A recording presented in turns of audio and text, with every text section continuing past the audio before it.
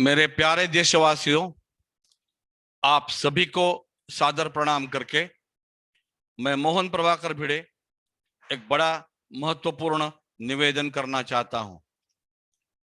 पिछले 36 सालों में मैंने कॉमर्स क्षेत्र के 70,000 विद्यार्थियों को पढ़ाने का व्यवसाय किया है।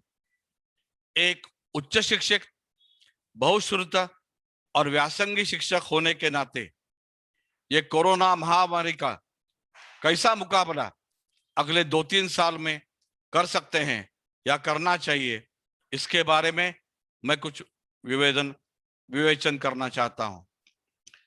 दिसंबर 2019 में यह कोरोना महामारी का चाइना में उगम होने के बाद पिछले 16 महीनों में Bharat, America, England, France, Russia, Brazil, Germany, Australia, Japan सहित सभी देशों की सरकारें इस महामारी का मुकाबला करते समय नाकाम या असफल साबित हुई है, क्योंकि ये वैश्विक महामारी दूसरे विश्व युद्ध से 5 गुना भारी नुकसान पहुंचाने वाली है। कुछ हद तक न्यूजीलैंड, इजराइल, नॉर्वे, स्वीडन ये छोटे देशों ने ये महामारी को रोकने के लिए थोड़ा बहुत सफलता प्राप्त की है, लेकिन ये हम खाली अभी प्राप्त परिस्थिति देख के बोल सकते हैं, जिसका अनुमान अगले 2 या 3 साल के परीक्षण के बाद ही किया जा सकता है।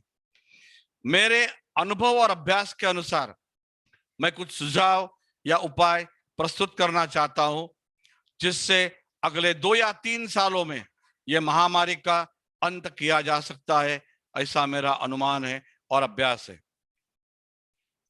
इतिहास साक्षी है कि पिछले 1000 सालों में हर 100 साल के बाद कोई न कोई महामारी हमारे दुनिया में आ चुकी है। सन 1120, 1220, 1320 इस तरह से 1920 और 2020 में ये दस्तक दे चुकी है, जिसके अलग अलग नाम हमने रखे हैं। इसे हम प्लेग, मलेरिया, इबोला, पीलिया यानी येलो फीवर और कोरोना नाम से बोला जाता है। यह महामारी हमेशा, मैं रिपीट कर रहा हूं, हमेशा दिसंबर महीने में उत्तर यूरोप या उत्तर एशिया में ठंडी की शुरुआत होते समय प्रारंभ हुई है, जिसके परिणाम अगले 2 या 3 साल तक पाए गए हैं। हर 100 साल में ये विश्व महामारी के कारण 50 लाख से 1 या 2 करोड़ लोग मारे गए हैं। ये हम हमारे व्यवसाय करने की जल्दबाजी में भूल गए हैं या अपने स्वार्थ के लिए हम कबूल करना नहीं चाहते हैं। सबसे महत्वपूर्ण बात हमें जाननी और समझनी है कि यह महामारी का फैलाव पशु, पक्षी, प्राणी या कीटक जैसे मच्छर, मक्खी, चमगादड़, चूहा, घूस ये प्राणियों के शरीर पे पनपने वाले जीव जंतु से होती है।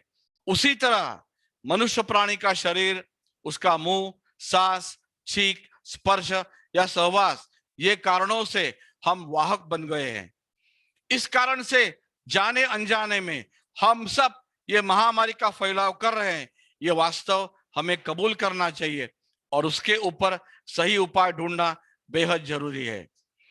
ये वैश्विक सृष्टि का हमें इशारा है कि कुछ महीनों या सालों के लिए पूरी दुनिया अपनी आदमी की गतिविधियां रोक दे या थोड़ा सीमित रूप में रखे, जिस कारण यह महामारी का अंत अगले 1 या 2 या 3 सालों में हो सकता है। इसके लिए मैं कुछ उपाय अथवा सुझाव देना चाहता हूं, जिस पे ऊपर सभी शास्त्रज्ञ, डॉक्टर्स, माननीय राष्ट्रपति, पंतप्रधान, सभी राज्यों के राज्यपाल और मुख्यमंत्री करे, सोच विचार करे, ऐसी मेरी विनती है। मैं उपाय नंबर 1 बताना चाहता हूं। अगले 12, 18 या 24 महीनों में सभी देशों की अपनी विमान सेवा यानी एयरलाइन सेवा और समुद्र जहाजों से मनुष्य और सभी पक्षी प्राणियों की आवक जावक बंद करनी चाहिए। खाली माल वाहतुक यानी गुड्स ट्रांसपोर्ट सभी नियमों का पालन करके होना चाहिए, जिस कारण से व्यवसाय में कोई बाधा नहीं पहुंचेगी और होने वाला बुरा असर सीमित रूप से रखा जा सकता है। ये 21वीं सदी में सभी व्यवहार इंटरनेट या वीडियो अथवा व्हाट्सएप कॉल या ईमेल या जूम मीटिंग से ये आधुनिक सुविधाओं का इस्तेमाल करके पूरी दुनिया में हो सकते हैं, जिसके कारण हमारा आर्थिक व्यवहार अफेक्ट नहीं होगा। इस कारण से airlines, shipping services, tourism, hotel business, ये सभी व्यवसाय 2 या 3 साल के लिए पूरी तरह से बंद रहेंगे या सीमित रहेंगे, ये वास्तव हमें स्वीकार करना होगा। अगले कुछ साल में हमें धंधा, व्यवसाय, दुकान, बिजनेस, इनका टर्नओवर, प्रॉफिट या लॉस, ये सभी चीजों को ठंडे बक्से में रख के, मैं रिपीट कर रहा हूं, ये सभी चीजों को ठंडे बक्से में रख के डाल देना चाहिए, क्योंकि हमें याद रखना है कि जान है तो जहान है। हर कुटुंब के लिए अपने परिजनों की जान पैसों के ढेर राशि से भी महत्वपूर्ण है, यह हमेशा याद रहे। उपाय नंबर 2, 1 मई 2021 ये अंतर्राष्ट्रीय कामगार दिन है। इस शुभ अवसर पर भारत सरकार को संपूर्ण देश में, भारत देश में फाइनेंशियल यानी आर्थिक आनी बानी का ऐलान करना चाहिए। पिछले 1 साल के अनुभव के ऊपर हमने ओवर कॉन्फिडेंस से अपना आवक जावक सब जगह चालू किया, उसके कारण सेकंड जो वेव आई है जिसका असर दुगना हो चुका है। ये आनी बानी जरूरी है क्योंकि सभी राज्य सरकारों के नेता लोग भ्रष्टाचारी, आत्ममतलबी, अकार्यक्षम और दिशाहीन है और उनके कारण आम जनों का विश्वास टूट चुका है। जनता की सेवा और उनके हितों को प्राधान्य देने के बजाय ये सभी नेता लोग अपने भक्त परिजनों के सहायता से सरकारी धन संपत्ति को लूटने में मग्न हैं। ये कुर्सी का किस्सा पिछले 50 सालों में सभी पार्टियों को नेताओं ने पार्टनरशिप में चालू रखा है, जिसके कारण समाज को मजबूरी से उनका व्यवहार कबूल करना पड़ा है। ये फाइनेंशियल इमरजेंसी के तहत सरकार निम्नलिखित उपायों का अवलंब करे तो यह महामारी का उपाय थोड़ा आसान हो सकता है। उपाय नंबर 1, भारत के सभी मंदिर, मस्जिद, गुरुद्वारा, चर्च यानी सभी धर्मस्थल और चैरिटेबल ट्रस्ट जिन्होंने पिछले 100 सालों में आम जनता के दान पुण्य से जो साधन संपत्ति यानी वेल्थ जमा की है, वो जनता में वापस बांट दे। इसका नियोजन सरकारी निगरानी में हो, ऐसी मेरी विनती है। ये संपत्ति 8 या 10 लाख करोड़ से भी ज्यादा है, जिसका उपयोग अन्न, वस्त्र, निवारा, आरोग्य, शिक्षण, जल और विद्युत सुविधा देने के लिए हो सकता है। ये सभी संस्थानों के ट्रस्टीज के सभी अधिकार 2 या 3 साल के लिए, टेम्पररी पीरियड के लिए खारिज करके ये सरकार को बहाल करना चाहिए। ये करने के बाद सभी धर्मस्थलों के सभी संस्थानों को हमेशा अपने समाज के हित के लिए सोचना चाहिए। ये करते समय कोई संस्थानों को माइनॉरिटी स्टेटस देके छूट नहीं देनी चाहिए, क्योंकि यह पूरी जनता के जीवन मरण का संकट हमारे सामने आके खड़ा है। सभी सरकारी और बैंक कर्मचारी, LIC के अधिकारी और सभी गवर्नमेंट ऑफिसर्स के वरिष्ठ अधिकारों का पगार 1 लाख तक फ्रीज या सीमित कर देना चाहिए, जो आम जनता के मिनिमम वेजेस से 4 गुना है। सरकारी नियमों के अनुसार अभी मिनिमम वेजेस एक्ट के अनुसार मंथली इनकम 25,000 रुपया हो सकती है, उससे 4 गुना मैंने 1 लाख तक सीमित करने की बात की है। ये त्याग करने के कारण अपने पूरे समाज की भलाई हो सकती है। जैसे हमने गैस का सब्सिडी सबने छोड़ा है जिनकी उत्पन्न या आय 5 या 6 लाख रुपए से ज्यादा है, उसी तरह हमें सबको अपना पगार, अलाउंस, परक्विसिट, पेंशन ये सभी से छूट देनी चाहिए।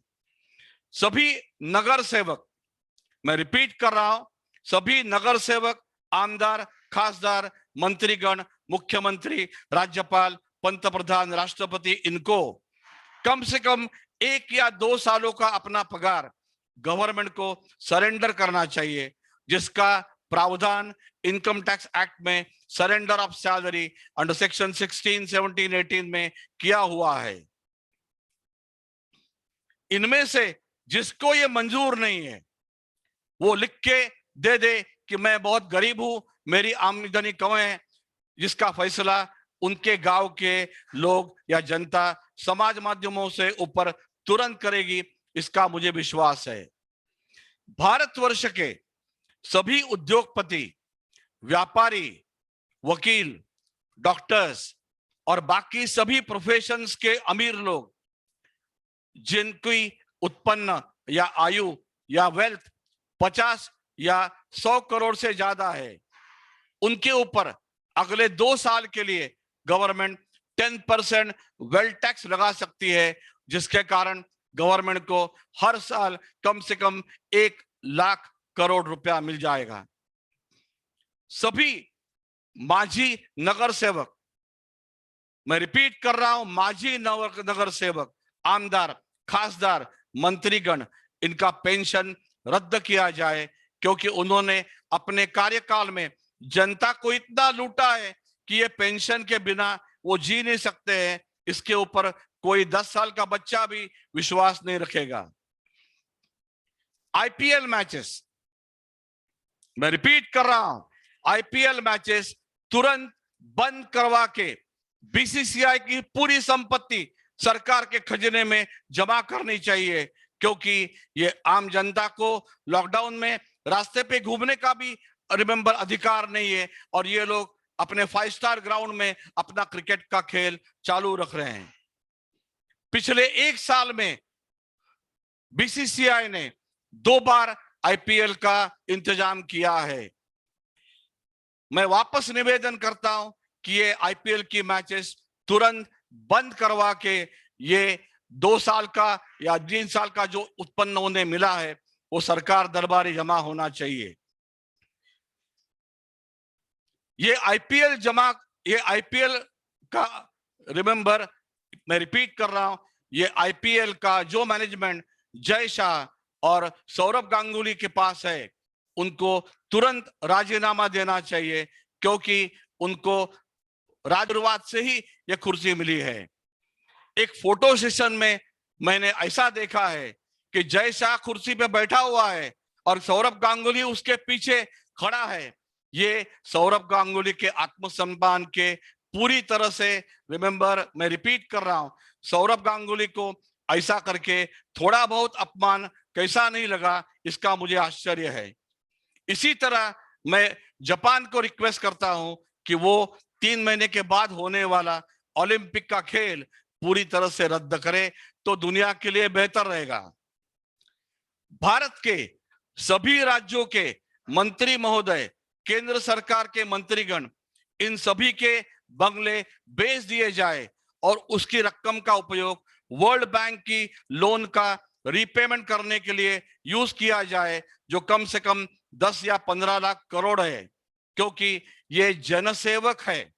मैं रिपीट कर रहा हूं, ये अपने को जनता के सेवक बोलते हैं, लेकिन सरकारी नौकरी करने के ये लोग कोई भी सरकार की भलाई का काम नहीं करते हैं। 18 साल के ऊपर वाले और 60 साल के नीचे, मैं रिपीट कर रहा हूं, 18 साल के ऊपर वाले और 60 साल के नीचे होने वाले सभी नागरिकों को 15 दिन की समाज सेवा कंपलसरी करनी चाहिए। इस कारण से पुलिस, म्युनिसिपैलिटी, डॉक्टर्स, इनके ऊपर होने वाला काम का बोझा या प्रेशर हल्का हो सकता है। खाली उनको कोरोना योद्धा सर्टिफिकेट देने से मरने के दरवाजे पर खड़ा करना उचित नहीं है। ऑक्सीजन की कमी, दवाइयों की कमी, हॉस्पिटल में लगने वाली आग, ये दर्शाती है कि हमारी पूरी आरोग्य यंत्रणा आईसीयू में है। इसलिए भारत को सभी 100 बड़े उद्योगपति जैसे टाटा, बिरला, अंबानी, नारायण मूर्ति, हरीश प्रेम जी, ऐसे 100 लोगों को विनती करनी चाहिए और उनके साधन संपत्ति का उपयोग करके और उनके 5 या 10 अधिकारी टीम को अपॉइंट करके हॉस्पिटल की निगरानी, प्राइवेटाइजेशन करनी चाहिए। ऐसे प्राइवेटाइजेशन करने से उसमें जो प्रोफेशनल अप्रोच आएगा उसमें सब जगह सुधार होने की संभावना है। प्रोफेशनल मैनेजमेंट के बिना सामान्य जनता को अच्छे क्वालिटी की आरोग्य सुविधा मिलना पूरी तरह से असंभव है। अगले 2 या 3 साल में भारत में ग्राम पंचायत से राज्य और लोकसभा के कोई भी इलेक्शन का आयोजन नहीं किया जाना चाहिए, क्योंकि पार्टी के ये आयोजन सदस्य होने के कारण आम जनता के जीवन में कोई भी बदलाव आया नहीं है। कोई भी पार्टी का कोई भी सदस्य निर्वाचित होने से सामान्य आदमी के जीवन पे कोई भी फर्क आता नहीं है। इसी कारण से मार्च अप्रैल महीनों में 5 राज्यों में, मैं रिपीट कर रहा हूं, मार्च अप्रैल महीनों में 5 राज्यों में जो इलेक्शन कमीशन ने रखा है वो सभी मेंबर्स को राजीनामा देना चाहिए। ये गलती की प्राथमिक जिम्मेदारी गृह मंत्री होने के नाते अमित शाह को भी लेनी चाहिए, जिन्होंने वेस्ट बंगाल जीतने के लिए बहुत जल्दबाजी की है। उनको कबूल करना होगा कि ये इलेक्शन के कारण कोरोना का संसर्ग सभी जगह बढ़ गया है। इस गलती के कारण उन्हें जनता की टीवी चैनल पे खुली माध्यम में माफी मांगनी चाहिए या नहीं तो राजीनामा देना चाहिए। सभी नागरिकों को नम्र निवेदन है, सभी नागरिकों को नम्र निवेदन है कि अगले 1 या 2 साल के लिए सभी न्यूज चैनल देखना बंद करें। मैं रिपीट कर रहा हूं, 1 या 2 साल के लिए सभी न्यूज चैनल देखना बंद करिए और न्यूज़पेपर पढ़ना बंद करिए, जिसमें क्या क्या आता है, पॉजिटिव कितने के केस है, कितने लोग मरे, किधर आग लगी, कौन सा हॉस्पिटल जल गया, किधर एक्सीडेंट हुआ, कौन से नेता ने पैसा खाया, कौन सा नेता कितना करप्ट है। ये सब इंटरेस्टिंग बातें अभी लोगों को कोई भी इंटरेस्ट नहीं है। ये नेगेटिव न्यूज पढ़ने से लोगों का कॉन्फिडेंस पूरी तरह से टूट चुका है। उनको संभालने के लिए मन को शांति की जरूरत है। ये सब करने के लिए नेताओं की भाषणबाजी बंद हो जाएगी, जिसका चेहरा भी हम देखना नहीं चाहते हैं। चाइना के साथ सभी अमेरिकन कंपनीज के प्रोडक्ट्स को कायम बाइकॉट और बहिष्कार करें। इससे Vivo, McDonald, Pepsi, Coke, Amazon जैसी 100 अमेरिकन कंपनियों के सभी फार्मास्यूटिकल कंपनीज के दवा लेना बंद कर दीजिए, उसके ऊपर बहिष्कार डाल दीजिए।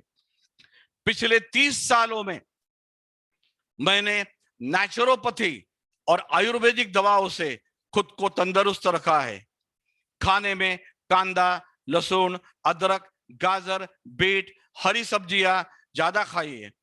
दिन में 5 या 6 बार ग्रीन टी या काढ़ा पीजिए। मैदे से बनी और रेफ्रिजरेटर से रखी चीजों का सेवन बंद करिए। रात को 6-7 घंटा और दोपहर में 1 घंटा आराम करिए, जिससे ब्लड प्रेशर नॉर्मल रहेगा। अगले 1-2 साल अपने खर्चे पर नियंत्रण रखिए और mobile, scooter, car, TV, other appliances का परचेज 1-2 साल अथवा 2-3 साल टालने की कोशिश करें तो बेहतर रहेगा। शादी ब्याह और बाकी फैमिली फंक्शन पोस्टपोन करिए या 20-25 रिश्तेदारों में कम से कम खर्चे में सोशल डिस्टेंस फॉलो करके कर दीजिए, जिसके कारण आपका पैसा बच जाएगा जो आपको महत्वपूर्ण काम में आएगा। पार्शियल और कंप्लीट लॉकडाउन, यह सबसे महत्वपूर्ण पॉइंट है। पार्शियल लॉकडाउन लगाने से कोई भी उद्देश्य साध्य नहीं हो रहा है। उसके बदले सभी व्यवहार खुले रखने के लिए टाइम टेबल या शेड्यूल बनाने की जरूरत है। नियमों का पालन करके सभी लोगों का कॉन्फिडेंस बढ़ाया तो वो बहुत ज्यादा काम में आएगा। लोगों को डरा के, धमका के, जबरदस्ती करके, घर के अंदर जेल जैसा बंद करके उनका मानसिक संतुलन खोने का बहुत बड़ा धोखा है। अनएम्प्लॉयमेंट फैसले से उनका आर्थिक बजट पूरी तरह असंतुलित होने का डर है, जिसके कारण उनको blood pressure, diabetes, brain haemorrhage, heart attack जैसी बीमारियां होने का संभव है। उससे अच्छा सुबह 6 बजे से रात को 11 बजे तक हर एक काम का टाइम टेबल बनाया जाए तो सभी की रोजी रोटी का प्रश्न निपटने में आसानी होगी। मैं आपको कुछ उदाहरण देना चाहता हूं।